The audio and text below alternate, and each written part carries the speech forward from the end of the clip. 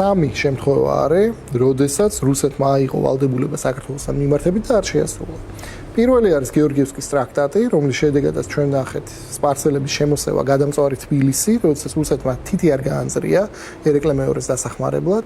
მეორე შემთხვევა იყო საქართველოს დემოკრატიულ ხალატებს ვიხსენებდით წერა. საქართველოს დემოკრატიულ რესპუბლიკასა და რუსეთს შორის დადებული ხელშეკრულება, რომელიც მიხედვითაც საბჭოთა რუსეთმა აღიარა საქართველოს და სულ რაღაც რამდენიმე თვე გავიდა და ჩვენ დავინახეთ წითელი არმია თბილისთან ახლოს.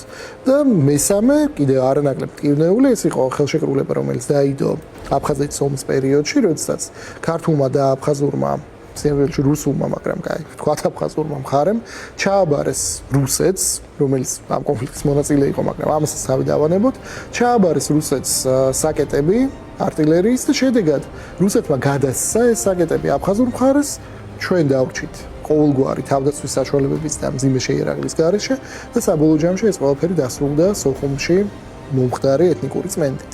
ანუ აი ეს სამი მოვლენა მაინც უნდა გვახსოვდეს საკუთარი ისტორიიდან იმისთვის, რომ რუსეთთან შევძლოთ ადეკვატური ურთიერთობების ჩამოყალიბება და ამ ადეკვატურ ურთიერთობებში არ იგულისხმება მაინც და მაინც პროვოცირება, მაინც და მაინც კონფრონტაცია